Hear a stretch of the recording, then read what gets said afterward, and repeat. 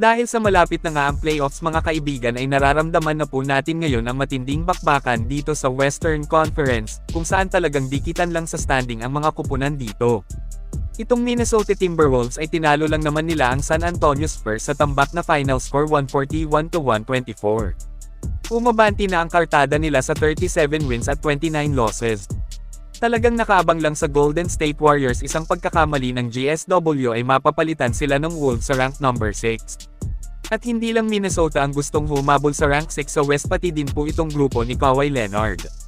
Kung saan tinalo nga din nila ang Sacramento Kings kanina sa OT, dahil sa buzzer beater game-winning shot dito ni Daklo. Grabe si Kawhi, clutch pa din talaga siya.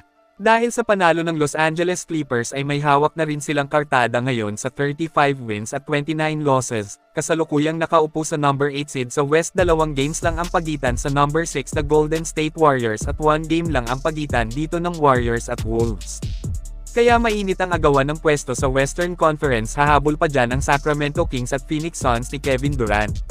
Yung Dallas Mavericks posibleng bagsak sila dahil sa tinadtad nga ang grupo ngayon ng injury.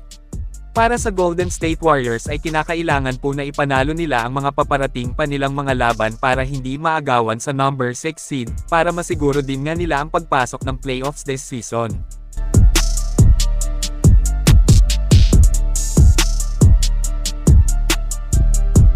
Ngayon ay dito na po tayo sa reaksyon ni Jimmy Butler sa nangyaring dikit na laban kontra Detroit Pistons mga kaibigan. Na kung saan sinabi na nga ni Steve Kerr na parang playoffs na nga daw po ang naging laban nila versus Pistons, at parang playoff Jimmy na nga daw ang nakita ng Warriors coach veteran sa laro ni Butler. Pero itong si Jimmy mga kaibigan, ay nakakabilib ang kanyang naging reaksyon dito patungkol sa naging banggaan kontra Detroit. Naani lang naman dito ni Jimmy Buckets na natural na game lang daw yon para sa kanya, hindi niya nararamdaman na isang playoff game na yon.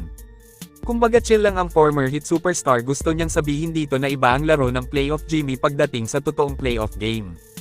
Ibig sabihin mas nakakatakot pa talaga si Butler at hindi pa niya pinalabas ang kanyang totoong laro ngayong regular season. Makikita natin pag playoffs na, so grabe kakaiba ang sinabi dito ni JB. Dagdag pa niya mga kaibigan, kumbaga punto niya dito na gusto niyang iparating sa kanyang mga kakampi pati kay Steve Kerr, na magtiwala sa kanyang laro kasi kaya niyang umiscore at ipanalo ang bawat laban. Ibang klase ang fighting spirit nitong si Jimmy Butler. Gutom na gutom pa sa laro ngayon si Butler, gusto pang magpasikat sa Warriors. Ito pakinggan po natin ang sinabi ni Jimmy. Steve was talking about it, felt physical, felt kind of a playoff vibe to it. Did you feel like that? Not really. I mean, I like physical games though, not gonna lie to you. Physicality is where I thrive. Right. The most, and especially whenever, they're calling fouls for everybody. I like that. Right. Seemed like you did. Yeah, I'll never complain if the game is physical. Like, I just think we like got through something. Not in saying it was bad. I think we just got better. And utilizing me in certain places on the floor, and gaining a lot of trust in my abilities. Not saying anybody hasn't, but allowing me to, be a playmaker a lot of the times and go score when need be.